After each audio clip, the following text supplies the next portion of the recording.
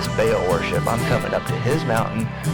I just want to take a very short time and introduce you to the corpse. Let me begin by Caesarea Maritima.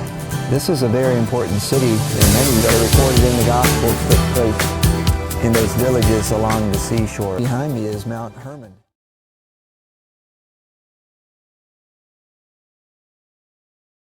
I'd like to call your attention to a couple passages this morning and just share some thoughts with you. And these thoughts that I'm going to be sharing with you have to do with our endeavors here at Grace Baptist Church to be effective communicators of the gospel. And that's what I would like to focus on with you over the next few weeks, is how can we be effective communicators of the gospel? And we're not left without anything in the Bible to tell us how to do that. There's the what, which is what the gospel is, and then there's the how. How do we go about doing it? Today, I'd like to focus on the how, and then we'll get on to the what later.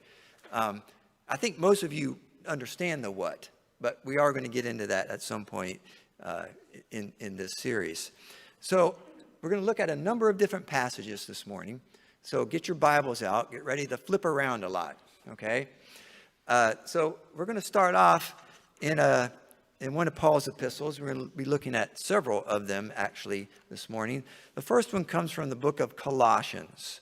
The book of Colossians. So if you'd like to find your way to Colossians, and we're going to be looking at chapter 4 in just a moment. Colossians chapter 4.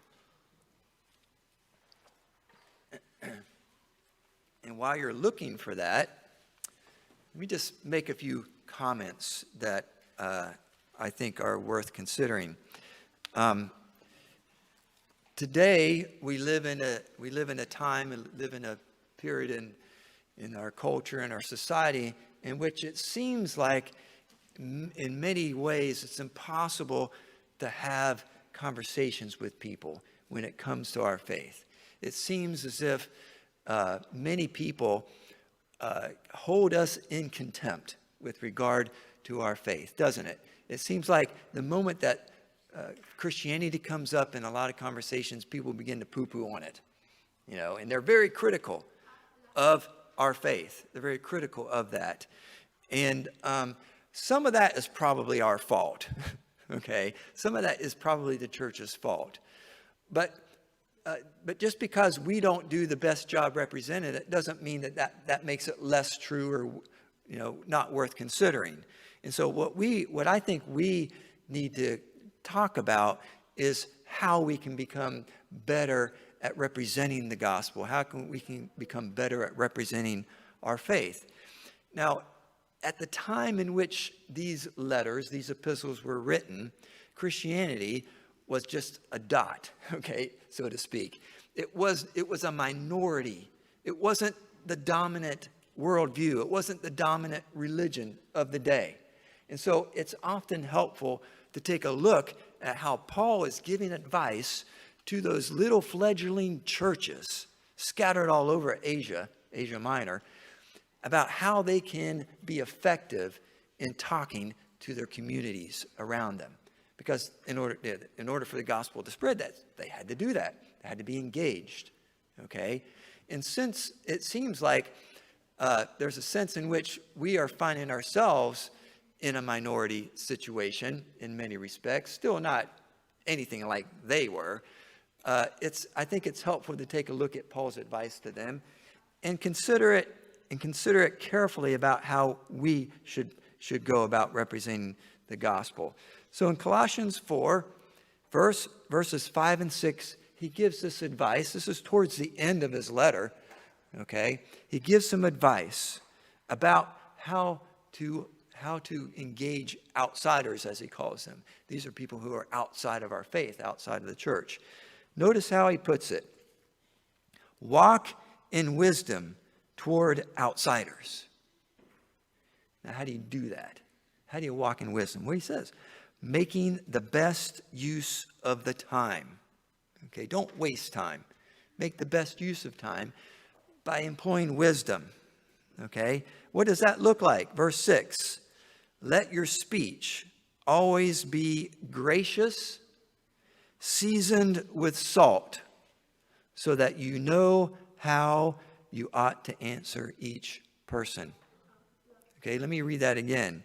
Let your speech always be gracious, seasoned with salt.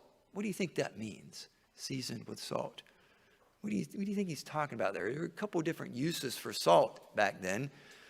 I tend to think that he's probably talking about how salt is used as a seasoning here. That it enhances the flavor of something, right? And this is how your language, this is how you should be speaking to those who are outsiders. Your words need to be chosen carefully, and the manner in which you speak needs to be appetizing to people so that they will want to listen. They will want to hear what you have to say. So when you do answer each person, when they ask you questions about why you're different, why do you live this way? You don't live like the rest of us do. What's going on? So you know how to answer them. Answer them with grace. Answer them with a language that is appealing to them. Don't be a jerk, right? Don't just blow up at people. Don't speak down to them, right? Speak in words that they want to hear, that are appetizing to them. So that's the first advice that he gives to these Christians in Colossae. Another passage. This is actually written by Peter. So let's go to 1 Peter for a moment. I suspect many of you have heard these verses before, right? Because you're Bible readers. At least I hope you are. But it's worth being reminded of these things. 1 Peter chapter 3, and I know you know this one because you've heard me talk about this passage before. 1 Peter 3, verse 15.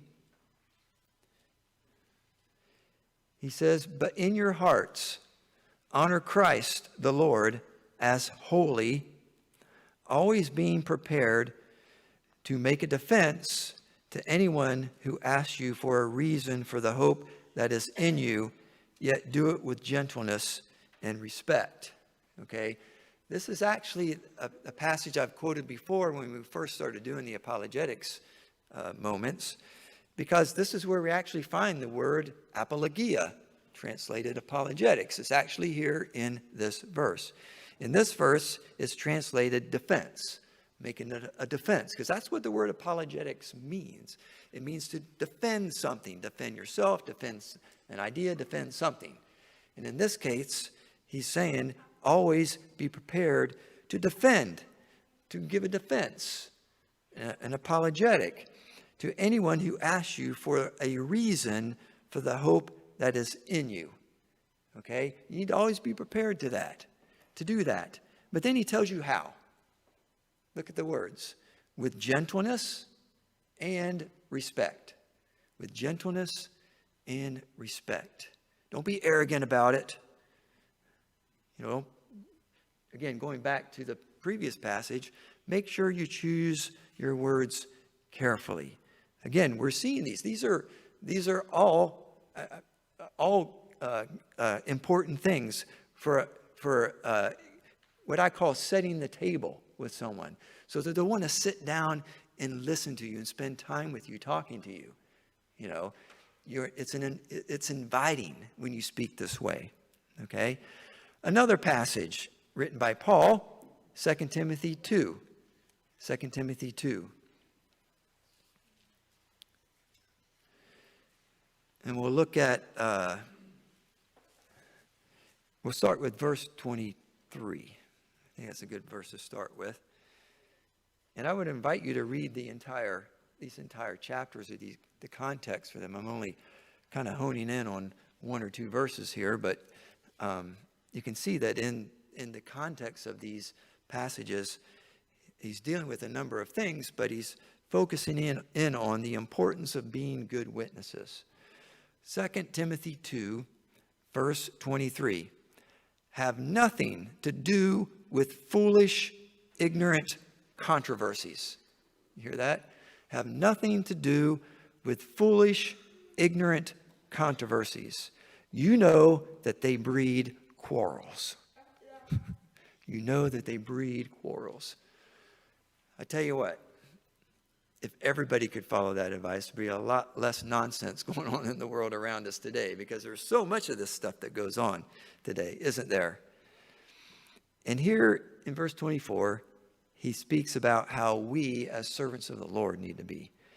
And the Lord's servant must not be quarrelsome, but kind to everyone, able to teach, patiently enduring evil, correcting his opponents with gentleness.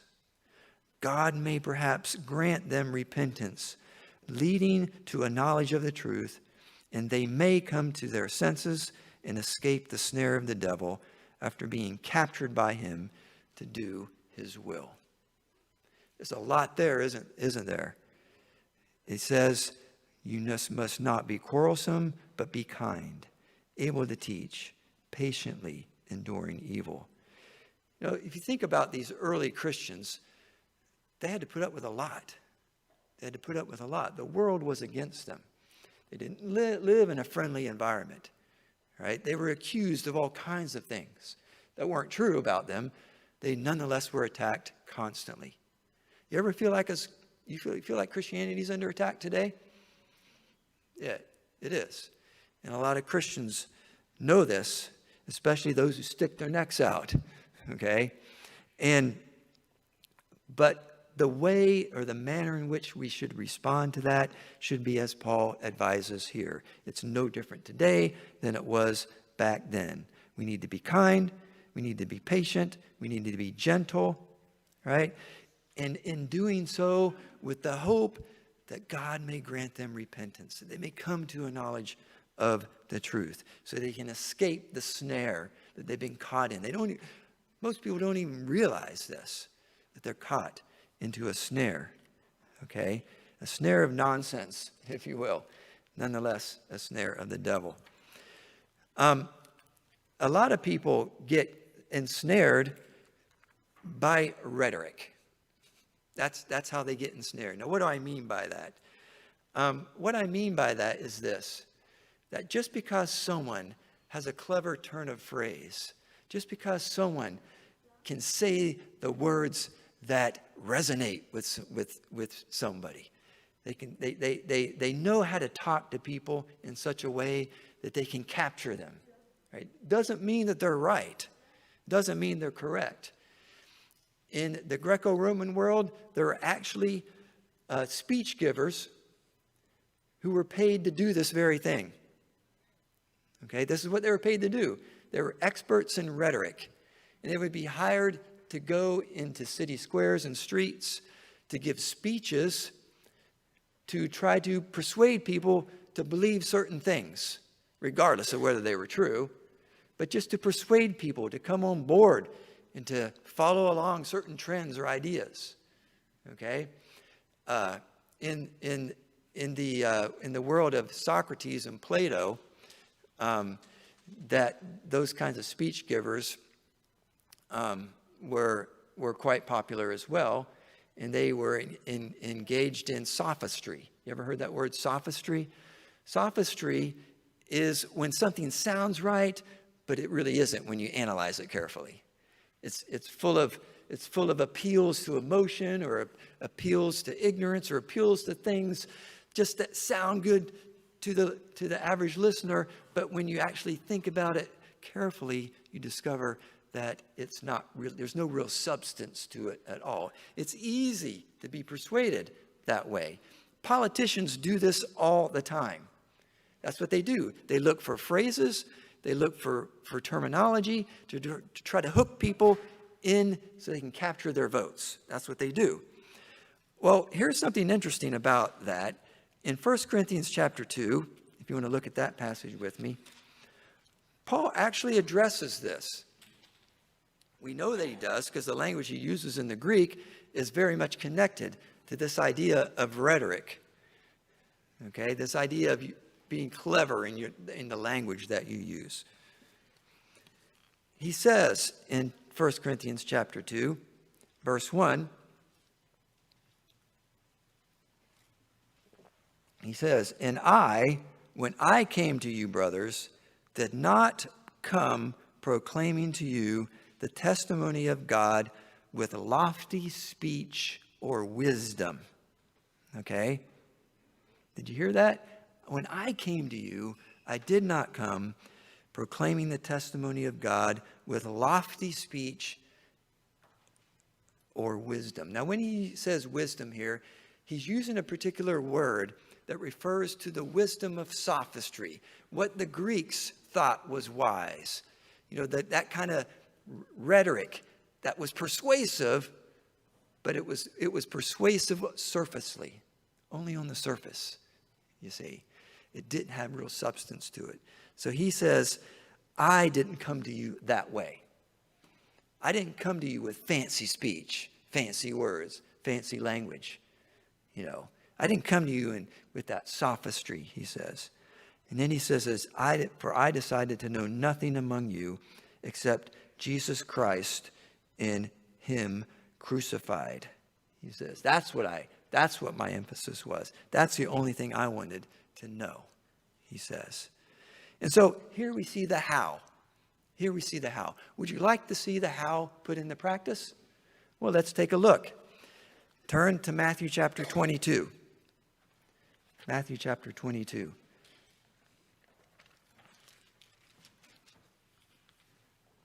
It's always important to exercise wisdom and to know what to appeal to with respect to your audience.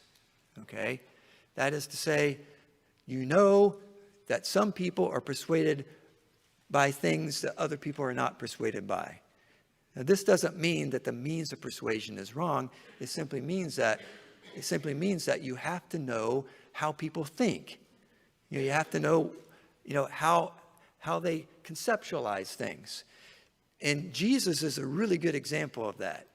Okay? We have two instances in Matthew 22 where we see Jesus in action in this regard. Now, you guys know there's two main groups. There's more than that, but there's two main groups of opponents that Jesus had during his ministry. They are the Pharisees and the Sadducees. Okay? There were two different groups. One group was primarily responsible for overseeing the temple. That was the Sadducees. The other group were teachers who were, had various roles, were scattered all over the land. Pharisees would go to different communities and would be engaged in synagogue functions and all that sort of thing. And Jesus has an encounter with both of these groups. Now, what's interesting about this is in both of these encounters in Matthew 22, they are trying to entangle Jesus. They're trying to trick him. Okay? So they're coming almost, if you will, as in sophistry. Look at verse 15, and it tells us this. Then the Pharisees went and plotted how to entangle him in his words. You see, and isn't this what sophistry is really about? Isn't this how that works? Just listen to political debates and what they're trying to do. They're trying to entangle their opponent in their words. It's exactly what they're trying to do. They're trying to make them look foolish. They're trying to destroy their credibility. If they can make them look that way, they think that they've won. And that's what they're trying to do. They're trying to entangle Jesus in his own words. Okay? And so what do? They send their own disciples, it says in verse 16, to him, along with the Herodians, saying, Teacher, we know that you are true and teach the way of God truthfully, and you don't care about anybody's opinion, for you are not swayed by appearances. You see what they're doing here? They're buttering him up. Okay, they're setting him up, right? You think they really believe all this stuff? Maybe, maybe not. Okay, probably not. Verse 17, tell us then, what do you think? Is it lawful to pay taxes to Caesar or not? Is it lawful? Now, what are they setting Jesus up for? They're setting him up because this is called a false dilemma, by the way, because both the two main ways to respond to this are both going to get him in trouble. If he says yes, then people in his crowd are going to be turned off by Jesus. Well, he must like the tax collectors, he's on that side of the political spectrum. If he says no, then they can turn him over to the Romans, make him look bad to the Romans, you see. So they're setting him up in this false dichotomy, if you will. But notice how Jesus responds to that. He knows what they're up to. And he says, "Why put me to the test, you hypocrites? Show me the coin for the tax." Let me see what coin you have in your pocket there. And they bring him a denarius, which was a Roman coin. And Jesus said to them, "Whose likeness and inscription is this?" They said, "Caesar's." Notice his response. He said to them, "Therefore, render to Caesar the things that are Caesar's, and to God the things that are God's." Now, when you hear that, it sounds like he's taking a position, isn't he? It sounds like. But notice the response of the people there. Verse 22, when they heard it, they marveled, and they left him and went away. Something about this response was profound enough that it didn't work. He didn't fall into either one of the horns of the dilemma. So what is it about this response that we're not getting that shows us that Jesus gets them, he gets to them? Well, my understanding of this is that it's made in the contrast in verse 21, where he says, "Render to Caesar the things that are Caesar's." Remember he asked them, whose image is on the coin? It's Caesar's. So who does this really belong to? Caesar's. Then he says, "And to God the things that are God's." How does that contrast? How does that work? Well, think about it. What are Jews allowed to create an image of God? No, they're not. So they don't have any coins with God's image on it. But where does the image of God reside? That's right. It's on his people. It's on his people. What is Jesus saying to them? Who are the Pharisees? They're supposed to be God's representatives. They're supposed to be God's teachers, right? And here they are, failing in that. What should they be? They should be imagers of God. You need to devote yourself to God, which is what you're not doing. Do you see how Jesus cleverly gets that point across to them? He doesn't have to preach a sermon on that to get it across, does he?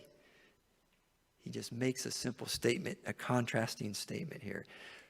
In a similar way, when they can't trick him, the Sadducees come. It says this in verse 23. The same day, the Sadducees came to him, who say that there is no resurrection, and they asked him a question. I suspect they heard about the failure of the Pharisees, so they decided we're going to give it a try. Maybe we're a lot smarter than they are. So this is what they do.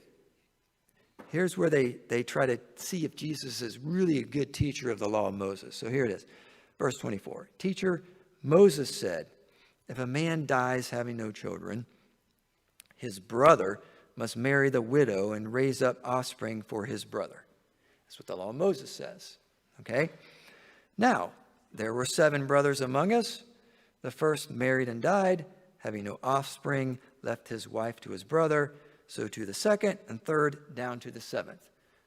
So you see what's happened? All of these brothers died. She ends up marrying every single one of them. So after them all, the woman died. In the resurrection, therefore, of the 7, whose wife will she be? For they all had her. Okay? You see what they're asking? She's married all 7 of these brothers. Remember, they don't believe in the resurrection. Okay? They don't believe in it. So they're trying to make Jesus look foolish in front of the crowds because it was all done publicly. Okay? So Jesus obviously believes in the resurrection. They want to make him look stupid. So who's she going to be married to at the resurrection? Right? Who's she going to be married to? Look at Jesus' response. But Jesus answered them, "You are wrong, because you know neither the Scriptures nor the power of God. For in the resurrection they neither marry nor are given in marriage, but are like angels in heaven." Okay? That, by the way, is a simile. You don't become an angel when you die, like the Looney Tunes cartoons teach, right? That's not what happens. He says you're like the angels. It's a simile. Similar only in this respect. Angels don't get married, okay? Doesn't mean you become an angel. It just means you don't get married like the angels. Verse 31, "And as for the resurrection of the dead, have you not read what was said to you by God? I am the God of Abraham and the God of Isaac and the God of Jacob. He is not the God of the dead, but of the living." Same response. And when the crowd heard it, they were astonished at his teaching. So what is it that he said there that they're astonished at? Well, if you knew what the Pharisees or what the Sadducees believed, you would have to know how to answer them effectively, right? Here's what's interesting. Why, if Jesus wants to argue on behalf of the resurrection, why does he choose to quote from the book of Exodus? This is what he does. I am the God of Abraham, the God of Isaac, and the God of Jacob. Okay? That's a quote from the book of Exodus, right? Where's the resurrection in that quotation? I don't see it there, do you? It's not there, at least not directly there. If he really wanted to quote an Old Testament passage to demonstrate the resurrection to someone who's questioning it, wouldn't the book of Daniel be a good book to quote from? Daniel chapter 12, where it says that the graves will give up the dead, right? It says that there will be a resurrection. Daniel chapter 12. Wouldn't that be a better verse to quote to these Sadducees than the book of Exodus? Well, it seems like it would. It's much clearer than this one. But here's what Jesus knew. Jesus knew that the Sadducees did not accept the prophets. He knew they accepted the books of Moses. That was what they considered to be authoritative. They didn't accept the prophets to be authoritative. So if he would have quoted from the book of Daniel, they wouldn't have cared a hoot.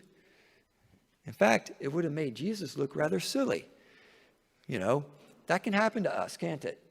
Sometimes we have a tendency to respond to something that someone says, and our response demonstrates to that person that we don't know what we're talking about, right? We're ignorant. We say stupid things. So we need to know what we're talking about when we respond to questions, when we respond to criticisms. Jesus knows what he's talking about. He does not quote from Daniel because that would have made him look foolish. He, however, quotes from the book of Exodus, which they take as authoritative. I am the God of Abraham, the God of Isaac, and the God of Jacob. I am, he says. Not I was. I am. He's the God of the living, not the God of the dead. You see, God guarantees their resurrection because he's the God of the living. He's the God of the living. That's the guarantee of the resurrection from that statement in the book of Exodus, you see. Jesus shows us how. Jesus shows us how to respond, you see. So in all those passages, be kind, be gentle. Your speech needs to be seasoned with salt, you see, so that you know how to answer everyone who asks you for a reason for the hope that is within you. All of that is important in what I call setting the table for a conversation. You see, it's honoring to God because God said so. It's honoring to Christ because he demonstrates it for us. You see, that's the how. We can do better at that, can't we? We could do a lot better at that. It's easy when somebody says off-putting things to us to respond in an off-putting way. We want to give back to that person what they gave us. And it's hard to resist that, but we must. We must, no matter how ugly that person has spoken to us, no matter how mean that person has come across to us, respond with gentleness, respond with kindness, so that you know how you ought to answer each one. You with me on this? I hope so. Next week, we're going to look at some more details about how to do that. So a little bit at a time, I'm going to be disclosing how to have impossible conversations with people. Okay?